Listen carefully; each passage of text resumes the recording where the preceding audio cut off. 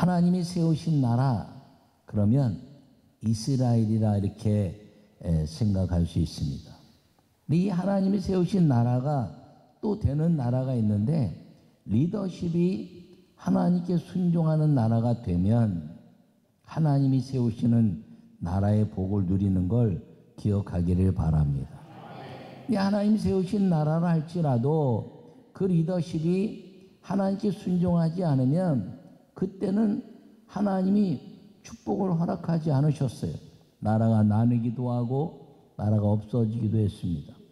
그러나 하나님이 세우신 나라인 것을 생각하고 온 우주가 하나님의 통치 속에 있고 각 나라마다 하나님의 통치 속에 있다고 믿는 리더십이 나왔던 나라들은 하나님의 복을 받은 나라가 됐다는 걸 기억하기를 바랍니다. 여러분, 리더십이라고 그래서 나라가 강해지는 것 같지만 하나님을 순종하지 않은 강한 리더십들은 반드시 멸망했다는 것입니다. 여러분, 온 우주가 하나님의 질서 속에 있다는 것을 기억하기를 바랍니다. 하나님이 이 다스리는 나라의 가장 중요한 것은 통치인데, 그 통치는 무엇이냐면 질서라는 것입니다. 하나님의 질서. 이 하나님의 질서가 깨지면 분란이 일어나고 전쟁이 일어나는 것입니다. 여러분, 인류 역사에 아주 많은 나라들이 그 아주 좋은 왕들로 나라를 이끈 시대는 그 나라가 행복했습니다. 사람들이. 그런데 자기 욕망에 의해서 모든 것들을 이루었던 나라들 중에 가장 근대사에 가장 큰 힘을 발휘했던 한 사람이 누구냐면 히틀러라는 사람이죠. 근데 그 한 사람이 강한 나라를 만들겠다고 생각했지만 그로 인해서 수많은 사람들이 불행을 경험한 것입니다. 여러분, 하나님이 세우신 나라, 하나님이 세우신 나라인 것을 믿고 하나님의 그 아름다운 질서 속에 살아가기로 결심한 세우신 나라의 왕들, 리더십들로 인해서 이끌림 받은 나라들은 백성들이 행복했다는 사실을 기억하기를 축원합니다. 그러므로 하나님이 세우신 나라 이스라엘뿐 아니라 하나님이 세우신 나라의 리더십들을 통해서 행복한 우리의 나라를 만들어 주신 하나님의 은혜가 이 우리 모두에게 주의 축복 속에 넘쳐나기를 간절히 축원합니다. 한 나라의 흥망성쇠는 리더십의 문제입니다. 믿음의 한 사람으로 하나님이 세우신 나라가 됩니다. 대한민국은 하나님이 세우신 나라입니다. 아멘. 여러분, 이스라엘은 하나님 직접 통치하셨습니다. 그런데 이 백성들이 왕을 구해서 사울을 왕으로 하나님의 인준을 받습니다. 그는 베냐민 지파 중에 뛰어난 이제 리더십이었고 다른 사람들보다 장대한 이제 체구를 가져서 리더십처럼 보이는 힘을 가진 자였습니다. 아주 생긴 것도 잘생겨서 많은 사람들이 볼 때 뛰어난 리더십처럼 보였습니다. 왜냐하면 사람은 외모로 보기 때문이죠. 그런데 그가 왕이 되기 전에는 겸손했습니다. 그런데 왕이 되고 나니까 많은 사람들 앞에서 자기를 추종하고 자기의 말을 들으면서 교만해졌습니다. 그의 교만은 두 가지라는 거죠. 자기 멋대로 하는 것과 하나님의 예배까지도 손대는 일을 행한 것입니다. 여러분, 그 교만해져서 백성의 통치자가 됐을 뿐 아니라 예배 통치자까지 되려고 하다가 이제 사무엘이 오는 것을 기다리지 못하고 예배를 드리고, 그리고 하나님께 예배 드리는 것이 더 중요해서 시간을 맞춰서 예배를 드려야 되기 때문에 내가 예배했습니다라고 말했습니다. 백성의 통치자뿐 아니라 예배의 통치자로 자기가 나선 것이죠. 그때 사무엘이 하나님께 기도했습니다. 하나님, 사울이 저를 버렸습니다. 그렇게 말씀하자 기도 가운데 여호와 하나님이 뭐라고 말씀하셨냐면, 사무엘아, 너를 버린 것이 아니라 나를 버렸다, 이렇게 말씀하시고 사울을 왕으로 세우신 것을 후회하셨습니다. 그리고 주님은 장대한 외모도 아니고 아름다운 이제 축복의 가문도 아니고, 그리고 많은 사람들 앞에서 뛰어난 외모와 힘을 자랑하는 사람이 아니라 저 베들레헴에 하나님에게만 집중해내는 한 소년을 주님이 주목하셨습니다. 그리고 사무엘을 통해서 왕의 기름 부음을 받으러 가서 그 형 장대하게 보이는 외모로 뛰어난 사울의 능가할 만한 외모를 가진 장남 엘리압을 비롯해서부터 전부 다 하나씩 지나가고, 그리고 왕으로 기름 부음 받지 못하자 사무엘이 누가 또 있느냐라고 말했습니다. 지금 양치는 한 막내 아들이 있습니다. 그랬더니 그를 불러오라.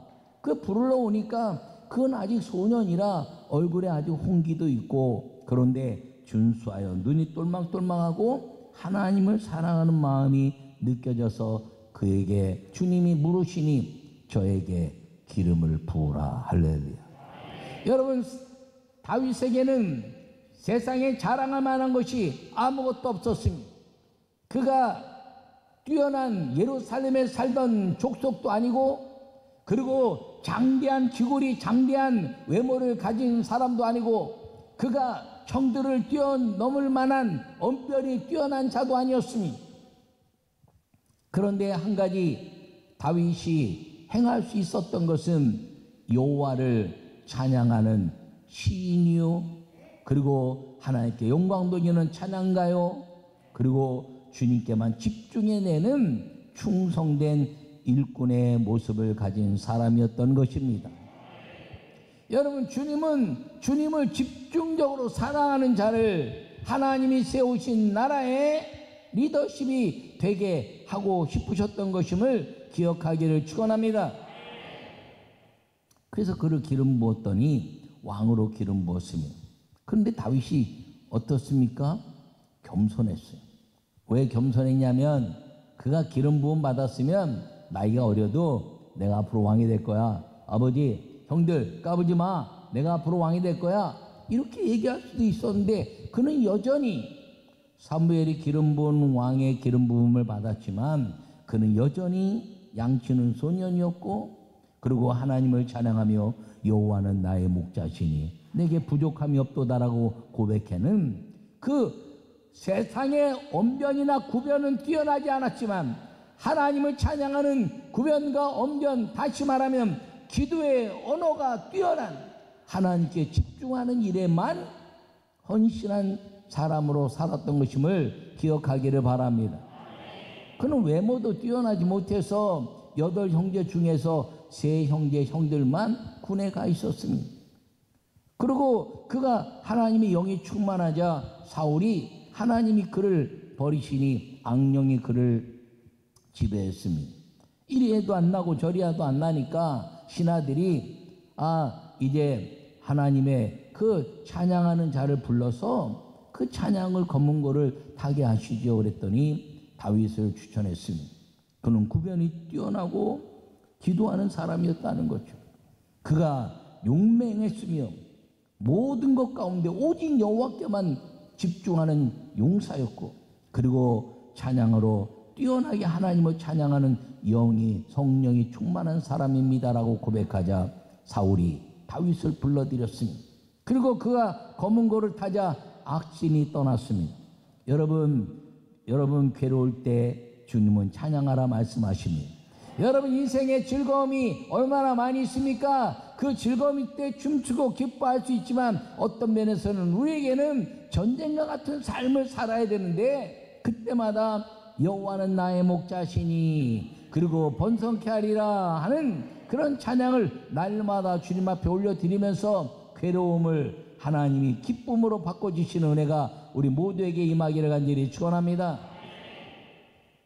근데 다윗이 어리니까 이제 군의 아버지가 형들에게 알아봐라 그러고 고운 가루와 떡을 만들어서 보내면서 천부장에게 치즈 덩어리를 갖다 주라 이렇게 말합니다. 그리고 형들의 안부를 물어와라 라고 그가 가니까 이스라엘의 여호와의 군대가 한 개만도 못한 저 블레셋의 장대한 모습 속에 있는 골리앗 앞에 벌벌벌 떨고 있는 것입니다. 그때 다윗이 이야기하기를 저 만군의 여호와 이름을 만홀히 여기는 저 골리앗을 누가 하나님의 군대를 만홀히 여기겠는가라고 아주 외칠 때 아무도 말하지 못했습니다.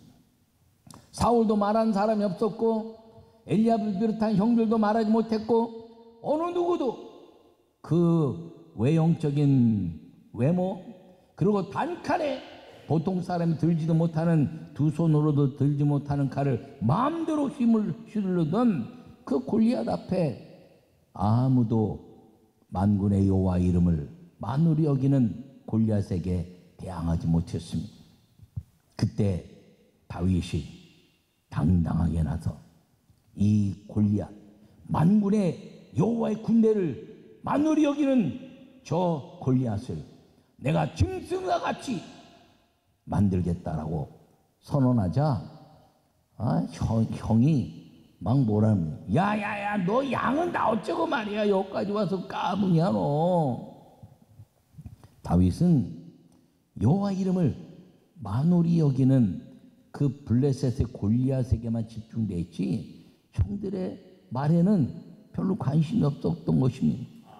하나님 사울 왕으로부터 모든 군대에 이르기까지 하나님이 세우신 나라의 군대인데 하나님이 세우신 이 나라 군대가 만군의 여호와 이름을 만홀히 여기는 저 개보다 못한 골리앗을 향해서 누구 하나 그 여호와의 이름 앞에 굴복시킬 용사가 없는 것을 아주 애통하게 여기고 그가 선언해내는 사람이 된 것입니다. 여러분 이 다윗을 통해서 하나님은 이스라엘이 하나님이 통치하시는 나라인 것을 만방에 다시 보이신 사건임을 기억하기를 바랍니다. 여러분 하나님이 세우신 나라를 알지라도 하나님께 집중하고 하나님을 영광스럽게 나타내며 하나님의 이름을 여호와 이름을 높이는 왕이 아니면 외형에 굴복하고 힘 앞에 굴복하고 돈 앞에 굴복하고 그리고 군림하는 그 모습 속에서 하나님의 이름이 아주 보잘것없어지는 모습이 드러나고 있는 것입니다. 그런데 이 다윗이 그것을 역전시키고 있는 것입니다. 여러분 살아가면서 여러분 삶 속에서 나와 함께 만나는 사람들이 나를 물질로 굴복할 수 있습니다. 나를 힘으로 굴복할 수 있습니다. 학문과 지식과 가지고 명예나 가문을 가지고 굴복시킬 수 있습니다. 그러나 그들을 존귀 여긴다 할지라도 그들이 만군의 여호와의 이름 성령과 예수 그리스도의 이름을 만홀히 여기는 일이 있다면 여러분은 당당함으로 예수 그리스도의 이름으로 당당하여 승리의 깃발을 여호와께 올려드리는 예수님의 사람 성령의 사람으로 살아갈 수 있기를 간절히 축원합니다. 하나님이 세우신 나라의 싸움은 믿음입니다. 아멘. 여러분 36절에 뭐라고 말씀하고 있냐면 주의 종이 사자와 곰도 쳤은즉 살아계시는 하나님의 군대를 모욕한 이 할례받지 않은 블레셋 사람 이리까 그가 그 짐승의 하나와 같이 되리이다. 할렐루야. 여러분 하나님이 세우신 나라의 싸움의 주인은 여호와 하나님이신 것을 믿으시기 바랍니다. 근데 이 골리앗 앞에서 이 여호와의 군대가 꼼짝 못한 거예요. 그때 뭐라고 그랬나요? 다윗이 내가 곰과 사자도 쳤은즉 만군의 여호와 이름을 이제 만홀히 여기는 저 블레셋 사람이니까 내가 그 짐승처럼 아주 박살낼 것인다라고 말합니다. 여러분 인간적으로 보면 블레셋 사람이 골리앗이요 곰이나 사자도 단칼에 날려버릴 수 있는 힘의 사람입니다. 근데 다윗이 내가 곰과 사자를 쳤는데 저 블레셋 사람 저 만군의 여호와 이름을 만홀히 여기는 저 사람을 내가 싸우지 못하겠습니까? 왜? 나의 싸움은 혈과 육의 싸움이 아니라 악한 영들의 싸움이라고 말한 사도 바울의 고백처럼 나의 싸움은 곰이나 사자의 힘으로 싸우는 것이 아니라 만군의 여호와 이름을 만홀히 여기는 영적인 하나님이 싸우시는 싸움이므로 나는 이겨놓고 싸우는 싸움임을 선포한 것임을 기억하기를 축원합니다. 하나님이 세우신 나라의 축복은 신뢰입니다. 아멘. 여러분, 오늘 마지막 절 우리가 뭐라고 성경에 이야기하고 있냐면, 손에 막대기를 가지고 시내 엘라 골짜기에서 매끄러운 돌 5을 골라서 자기 목자의 제구 곧 주머니에 넣고 손에 물매를 가지고 블레셋 사람에게로 나아가니라. 아멘. 여러분, 다윗은 이 물맷돌을 가지고 나아갈 때 이 왕의 갑옷을 입었는데 익숙하지 않아서 벗어버렸어요. 그것은 무엇이냐면 사람에게 의지하지 않았을 뿐 아니라 하나님께 기도하던 그 모습, 기도하던 도구, 기도하던 동역자, 기도하는 사람들과의 연합을 놓치지 않았다는 걸 기억하기를 바랍니다. 그가 막대기와 제고를 가지고 이제 물맷돌 5을 가지고 나아갔다는 것이죠. 여호와는 나의 목자시 내게 부족함이 없으리라. 그가 나를 푸른 초장에 누이시며 쉴 만한 물가로 인도하신도다. 시편 23편 말씀하시면서 그가 나를 지팡이와 막대기로 인도하시니 할렐루야. 여러분, 지팡이와 막대기가 2개가 아니에요, 하나예요. 이거 그 지팡이를 가지고 끊어서 이렇게 짚고 가면 양들이 따라오는 인도의 모습이지만, 양들이 곰이나 사자에게 지배받을 때는 그 지팡이를 들어서 그 사자와 곰을 치고, 그리고 멀리 있던 것들은 물매를 통해서 쫓아버리는 양을 보호한 도구였다는 것입니다. 그 막대기를 가지고 있었다는 거예요. 여러분, 이 막대기가 얼마나 소중합니까? 왜요? 기도할 때 가지고 있었던 거거든. 여러분, 성경은요, 이 성전을 소중히 여기라는 거예요. 왜? 여기는 기도의 습관이 있기 때문에. 이 성전이 하나님의 나라라는 것입니다. 여러분 자신이 성전에 있을 때 하나님의 나라의 축복이 임한다는 걸 믿으시기 바랍니다. 어디서나 기도하면 되지. 맞아요, 어디서나 기도해도 돼요. 그러나 어디서 기도하는 것보다 이 성전에서 기도하면 하나님이 임재에 가졌던 습관의 장소, 여기가 더 응답이 빠른 걸 믿으시기 바랍니다. 여러분, 기도하는 동역자들과 함께 기도하기를 바랍니다. 베드로와 요한이 성전에 올라갈 때 이제 앉아서 평생 걷지 못했던 사람을 일으켰어요. 여러분, 하나님의 역사는요, 바울과 실라를 통해서 전 세계 복음을 이루는데 힘을 발휘하는 동역자들이 있었다는 것입니다. 여러분의 동역자가 담임 목사가 되기를 축원합니다.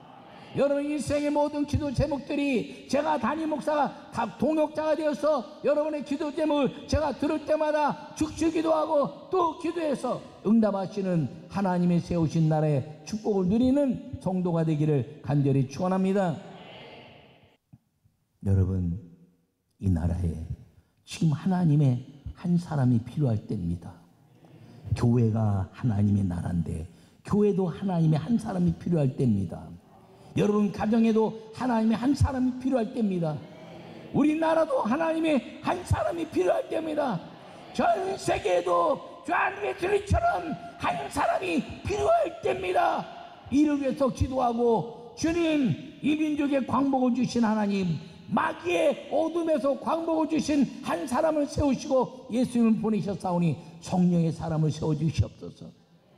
존 웨슬리처럼 이제 하나님의 역사를 이룬 하나님의 사람을 세워주시옵소서. 아벤젤라처럼 죽음을 불사하고 순교하며 이 민족의 빛의 광명을 위해서 일한 하나님의 사람을 세워주시옵소서. 주님, 이승만 장로처럼 오직 하나님의 나라 이 땅에 세워지기 원하고 자기의 모든 욕망을 벗어버린 한 사람을 세워주시옵소서. 이 땅의 보험을 위해서 수많은 이제 성례운동을 일으킨 이용도 같은 한 사람을 세워주시옵소서. 하나님, 그 교회를 통해서 가정마다 여러분 가정에 한 사람이 믿음으로 세워져서 여러분 가정이 하나님의 축복이 되는 하나님이 세우신 나라 가정에 하나님이 세우신 사람으로 살아서 이 시대에 하나님의 역사가 이루어지는 다음 세대 문제도 아니고 하나님의 모든 미래에 대한 문제도 아니고 어떤 문제도 아니고 우리의 가장 큰 문제는 하나님이 세우신 나라로서의 여호와 이름 높이고 하나님이 세우시는 나라의 한 사람, 하나님이 세우신 다윗이 필요한 때 여러분 가정에 다윗이 되기를 바라고, 우리 교회에 다윗이 되기를 바라고, 우리 교단에 다윗이 되기를 바라고, 우리나라에 다윗이 되기를 바라고, 전 세계에 다윗이 되기를 바라는 마음으로 예수님과 함께 성령의 사람으로 살아갈 수 있기를 간절히 축원합니다.